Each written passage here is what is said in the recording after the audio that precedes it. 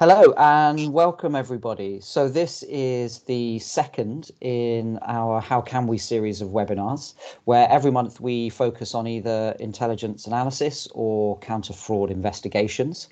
If you missed the first webinar or blog, you can find that recording on our website. And if you have any questions about any of the things that we're talking about today, or you just want to know more about the How Can We webinars, please click on the link below and we will try and respond to your questions within 24 hours. So today's question is, how can effective direction and stakeholder engagement lead to more effective intelligence? As before, we have with us Nick Atkinson, Intelligentsia's Commercial Director, and today we're really pleased to welcome Zool Ridley, who is a Senior Operational Intelligence Trainer. Nick, just before we get started on today's topic, just tell us what the feedback was like from the first webinar last month. We talked about counter fraud. What were people saying? Morning, Ben.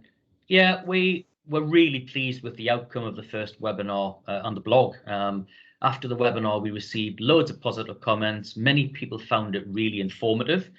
We had a number of sector-related questions, and a few organisations have actually recognised that we can help them as well. So it was win-win-win for everybody. Hopefully, we'll get some engaging questions as a result of today's webinar. Can I ask that please don't hesitate to contact us. It's really easy to engage with us. You can contact us via the website info@intelligentsiatraining.com, and we'd be delighted to talk to people again. Thanks, Nick. Zool, thank you very much for joining us. Can I start off by asking, how long have you been a senior operational intelligence trainer, and what experience do you have? Yeah, morning, Ben. Thank you very much. So I've been an intelligence trainer with Intelligentsia for about 18 months now, but I have about 10 years experience in the sector, largely as an analyst or an analytical manager. So I started in the public sector. I've been in the private sector since 2017. Over the past few years, that's very much been focused on training delivery, working with a real range of clients, from sort of government to military to financial sector, all over the place with it. And what does your day-to-day work look like? What does an operational intelligence trainer do? Yeah, well, broad question, many things depending on exactly who they're working with, I would suppose. Specifically, what I do is I teach a 15-month level 4 intelligence analysis apprenticeship program. It's a mouthful. But what we do is, over 15 months, we develop certain knowledge, skills and behaviours that are deemed essential for an intelligence analyst. So while exactly what an analyst looks at may be different in all different industries, whether you're working in sort of financial sector, whether you're a political risk analyst, whatever it may be, really the process is the same, the core process is the same. And that's really receiving sort of direction, collecting information, processing that, adding value to it, making it useful to the customer to enable them to make a better decision, and then finally presenting that to a customer in some way through the various media that we have. Thank you. So let's turn to the question of the day. Why are we talking about effective direction and stakeholder management? What is so important about those two things?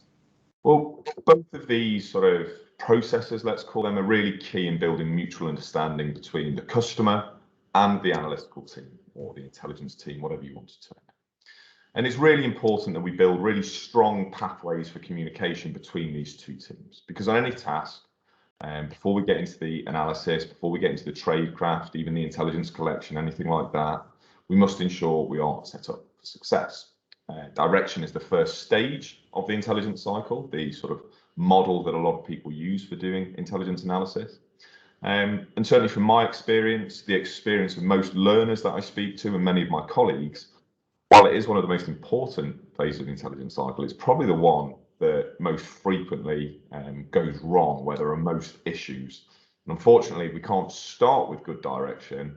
It's almost certainly going to create issues in the later stages of the intelligence cycle.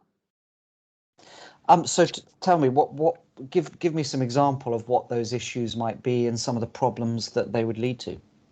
Yeah, key one, the primary one, is just misalignment, simple misalignment of what the customer wants and what the analysts are doing, and ultimately what they produce. So ultimately what this results in is the customer is unhappy with the product they have received, is not really answering the question that in their head they wanted answering. They just may have not articulated the question very well. So for me, central problem there, just what the customer wants, what the analysts are working on, not the same thing. So that's one of the key issues if the direction isn't good.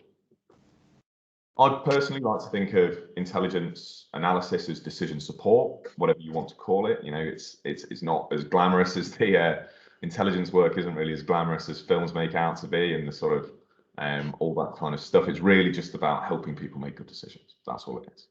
So if the analysts aren't focused on the right area, if they're not answering the right question for the customer is less able to make the right decision or the best decision in that situation. And over the long term, this can have some pretty serious effects on both the output of the decision makers, so the output of the customer, of the business, of the department, whatever it is that we're working for, and also the credibility of the analytical team as well. So you can have a really good analytical team that's really good at their trade craft, the subject matter experts, but they're just not answering the right question. And over time, that can perhaps be misinterpreted as the analytical team doesn't really have the credibility, doesn't really have the knowledge, which is really unfortunate. And presumably, if we're talking about decision making that is really critical, for example, it might be in a sort of crisis situation, that those risks can be really severe. Yes, certainly. The kind of customers that we are, or should I say, the kind of clients we're working with, the kind of learners that we're working with, they are generally using this for decisions that will impact people's lives. Yeah. Okay, so just I'm going to suggest an example here. I am a company, an oil and gas company, and I'm looking to I'm looking at Morocco as somewhere to get involved in those fields. What should I be thinking of when you say effective direction? What exactly do you mean by that, and how is that distinguished from poor direction? Yeah, really, really good question. I think it's really important to cover this. So you as a customer, yes, okay, you have your sort of broad goal. You want to establish some kind of oil and gas enterprise in Morocco. But what do you really need? What do you really want? What decisions are you going to have to make? And it's about you, in the first place, sitting down as a customer and thinking really, really quite carefully, what do I need from my analysts? What do I want from them? And making sure that this is well articulated to the analysts. I've had some quite broad, I would say poor, I would go as far as to say poor direction in the past, which speaking to a lot of my colleagues and talking about poor direction, I think anybody who's been in the military has had an example where they've been asked a really broad question or a really broad statement, something like, do me a product on Afghanistan. Not really helpful. I don't know what to do with that. I can interpret that and make a judgment on what you want. But of course, if I'm having to make a judgment on what you want, there's far greater probability it won't be aligned with what you want than you very specifically telling me what you want. Where there's been other times I've been told very specifically, I want a product that tells me about the military cooperation between Group A and Group B in this town over the past 6 months. I understood what I needed to do. Really good direction for me is when customers explain the why as well. How does this fit in the broader picture? There will, of course, be times when direction is quite broad. If you today have just thought, right, I would like to establish an oil and gas enterprise in Morocco, quite acceptable for you to say to the analytical team, I don't really know anything at this point. Can you give me a broad understanding? That's fine. There will be times where that's appropriate. If this is happening every time, if every bit of direction we give is very broad and sort of us saying, I don't really understand, I'm not really sure what I want, that's probably a sign as a customer that we need to spend a bit more time refining our direction, I would say. So just to expand that question there, I don't know much about Morocco. What sort of information do you need from me as an analyst to try to give me the data or the analysis that is helpful for me to be able to answer the question that I'm looking to answer, or to make the decisions that I'm going to need to make in the future? Yeah, so really important that we just start with you sitting down and understanding what you want. So actively think about what are you trying to achieve? What decisions do you need to make, or what decisions are you likely to need to make in the future? What information will give you, what information do you need? What insight do you need to make those decisions? That's the first thing, and that largely sits with the customer. Your analysts will help you, of course they will. They're there to make your lives easier, but really it's about understanding that as you as a customer. The next part of the process is to understand that whatever direction you give, it should be a two-way process. Two-way communication is really key here. So it's not a sort of one-shot process where you're feeding a single bit of direction into the team. There should be a bit of back and forth. There should be some refinement of your requirement, of your question. Of course, this is a two-way process, so we need to talk about this a bit later in stakeholder engagement as well, but it's important that you as a customer is prepared to have that two-way back and forth, a refinement, perhaps expansion of your requirement as well. And then something that I've found is a quite useful practical tool. It's not designed for this really, but SMART. So I'm sure anybody who's done any kind of appraisal or objectives have used SMART, so specific, measurable, achievable, realistic, and time-bound. Those 5 criteria which you can use. I think that's quite useful for refining direction as well. If we can't look at our direction and say, yes, it is specific, yes, it is measurable, I will know when this question has been answered. Is it achievable? Is it realistic? And have I set some kind of time frame or time period for the analyst to look at as well? So I don't think, that's the be all and end all, but it is a tool that does loosely help us refine our direction. Yeah, so those are sort of 3 areas we could look at in refining direction. I'm going to play devil's advocate here. This sounds like a lot more effort for me as your client, as your customer. What am I getting out of that extra sort of process that we're going through here? Yeah, well, hands up then. You have caught us there. It is extra work for you, unfortunately. And I think this is why so frequently, our customers are generally busy people. We get that extra time sort of giving us further direction does seem like just more work. But that extra time is actually to think about the situation and articulating what you want from your analysis is a really worthwhile investment of your time. If you start the process well, you're going to end well, I think, and that's really never more true than in working in intelligence analysis. You're going to have a lot greater efficiency from your analysts. So if you tell them specifically what you want and you're able to be quite sort of narrow, if you're able to focus your analysts like a laser beam rather than using them like a shotgun, you're going to get an answer back quicker. I find that, if you can spend an extra hour really articulating what you want, you're far more likely to get a product back a lot quicker than just 1 hour less than you would have expected. And more importantly, your answers are going to be better as well. Your product that you receive is going to be more tailored and more focused to really give you the information and insight that you need to make those decisions. So you're going to make better decisions if you can spend a bit more time at the start really refining what you want. And this is really important. The world is potentially always has been complex, but now it just seems more complex. There's so much information. We really have issues of data to lose. So we've got to employ intelligence-led decision making. So you need to be engaging your analysts as effectively as possible. And sort of on the broader piece, I think it's really important for sort of the analyst's engagement and motivation as well. If they understand what goal it is they're working towards and they think, it's a meaningful goal, it's going to have an impact, you're going to get loads more buy-in from the analysts, and it's just going to help them feel much more motivated, much more engaged in the process. It's interesting to hear you use that word engagement on both sides. That's fantastic. You mentioned stakeholder engagement earlier. How is that distinct from effective direction, and why is that just as important to this process? Yeah, for me, both effective direction and stakeholder engagement you can't really have one without the other in good analytical work or good intelligence processes. So really, it's two sides of the same coin. The way I like to imagine it is effective direction is the customer pushing their requirements, pushing their needs onto the analysts.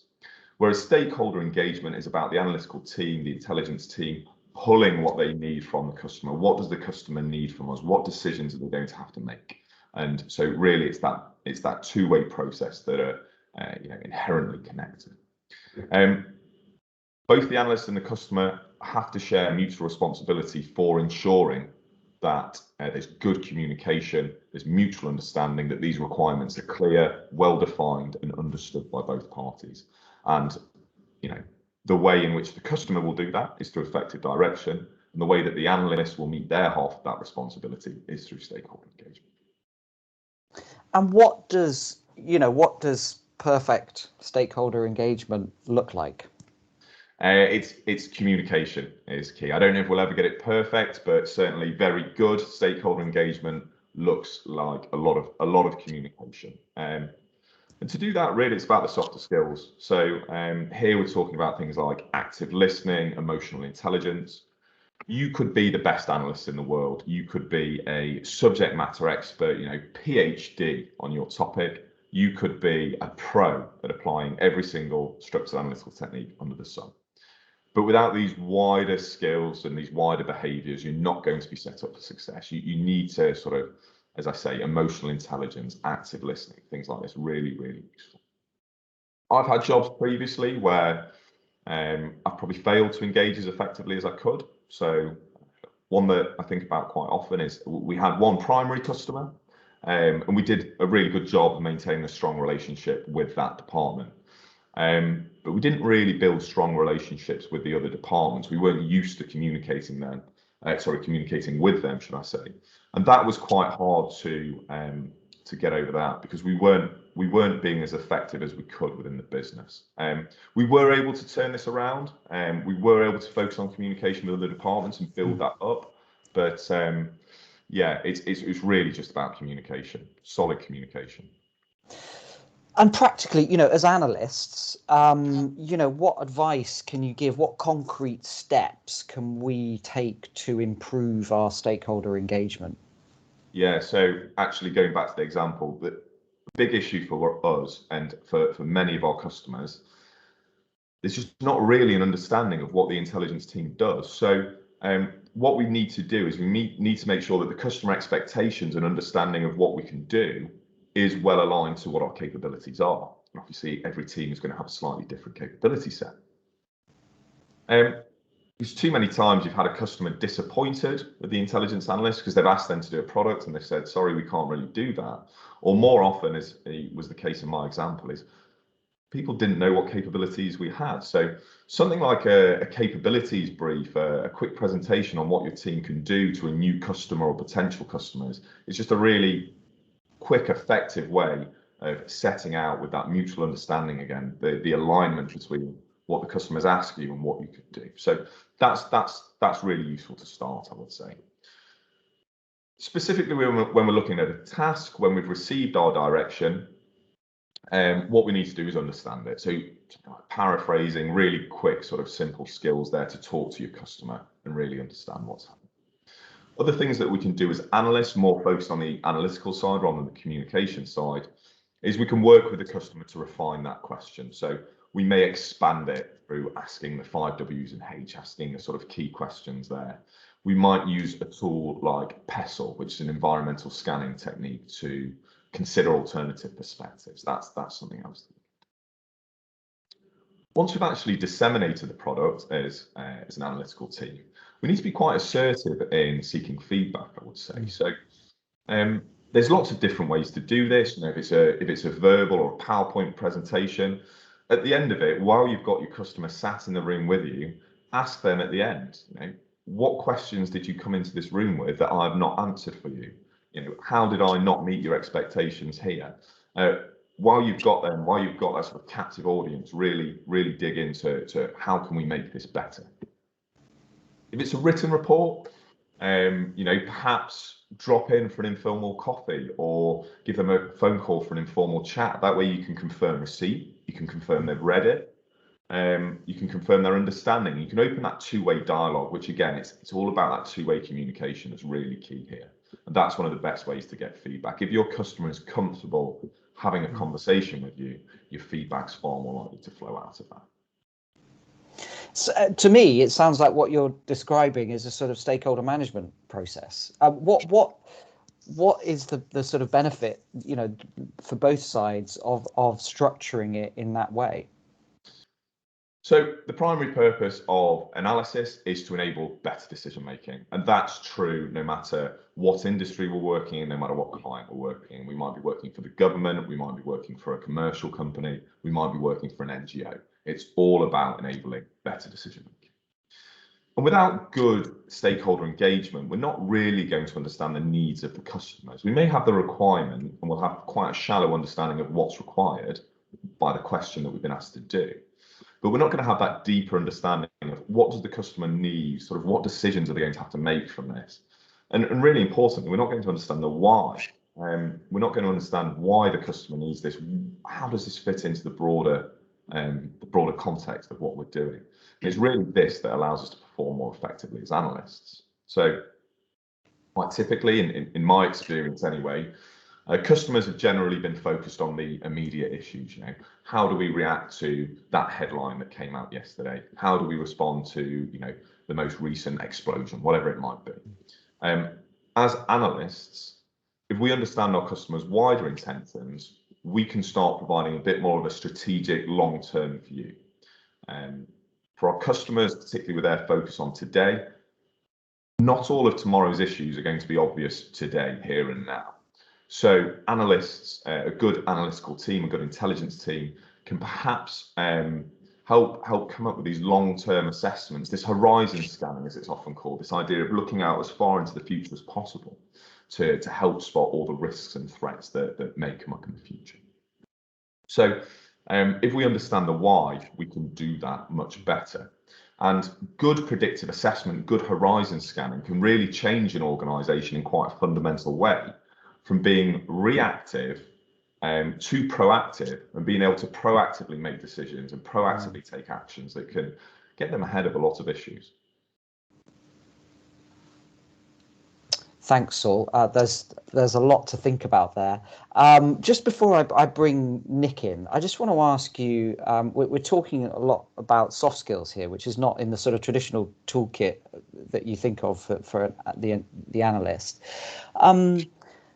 What sort of skills and behaviours are you trying to impart in the course? Yeah. So for me, what I think is genuinely the key strength of any apprenticeship really is the focus not only on skills and knowledge, of course that stuff's really useful, but also the behaviours of the learners. And over 15 months, we're able to spend a lot more time with the learners than many other sort of training delivery methods. So where a traditional academic course may focus only on the knowledge, an essential part of the apprenticeship is developing the behaviours of the learners. So as I said before, you could be a really fantastic analyst with sort of the knowledge of your area, with the skills to apply the analytical techniques, but without these wider behaviours, you're not going to be set up for success.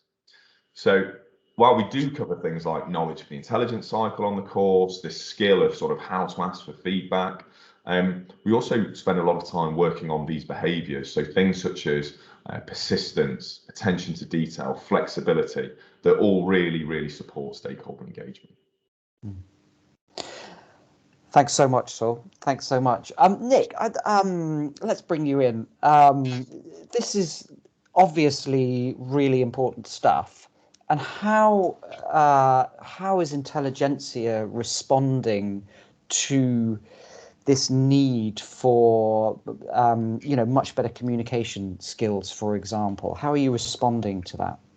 Yeah, good question. Well, since we started delivery of the Level 4 Intelligence Analyst Apprenticeship back in 2018, I think it was, we've engaged and covered dozens of different sectors, from the law enforcement community, custodial sectors, banks, insurance providers, public sector departments. We've seen massive increases of over 272% in knowledge, and more importantly, 290% increases in skills application, and even more importantly, capability. That's what it's all about. And in line with what we're covering this month around stakeholder engagement, we really feel that the behaviors that we develop are paramount to this. We run these in parallel with the with the main analytical, the core of the program. Topics such as critical thinking and emotional intelligence are two massive areas that are so important with stakeholders to truly understand direction. We really believe that we've got some strong solutions to fill those intelligence training gaps, and I'm confident that our engaging intelligence analyst apprenticeship program can aid with that stakeholder engagement. What's the end result? Well, the end result should be better intelligence and better intelligence-led decision-making processes, as Zul pointed out earlier. That's testament to the program. It's what it's all about. Thanks, Nick. There's one little phrase that you've been using throughout this that I just want to, just before we finish, I want to just have a look at. You talk about an intelligence cycle. So could you tell us what that means and why that's a really useful way of looking at this process? Yeah, so the intelligence cycle is a model of how we structure a lot of analytical work. It's been around for a long time, coming up to a few decades off 100 years, but it's been around for a very long time. Do have to say, not everybody agrees with it. I personally find it a useful way to structure what we do. Actually, a lot of the reasons why people don't agree with it come to direction. Many people believe that analysts should try and figure out their own direction. I am against that, but as I say, it's not the only way of doing things. But what it is it's certainly the version of it that we teach on the course is a 4-stage process. So I mentioned before, it's direction, which is what we're covering today. We're talking about direction. What have we been asked to do? We then look at collection, which is the 2nd stage, which is about going out and having a look at what we've been asked to do and thinking about what information do we need to answer that and collecting that information. The processing stage, which is where really we earn our money as analysts. This is where sort of the distinction between an analyst and a researcher comes in. So what an analyst will do is they will take all that information that they've collected, they'll evaluate it for credibility, they'll put it together, they'll add their own interpretation on it, and they'll try and make a bit more sense of it, and they'll try and add value to the customer to help them make better decisions. And then finally, we look to tell the customer what we've done, essentially answer their question. So that's dissemination, which is the 4th stage of the cycle. And this can be through pretty much any variety of media, through a quick chat, all the way through to hundreds of pages worth of written reports. So it's really central in a lot of what we do in the intelligence processes, I would say. A lot of our webinars will cover other issues and other topics in the different sections of the intelligence cycle. I believe the next one that we've got scheduled will be looking at collection, and then we'll have a look at some of the other stages of the cycle.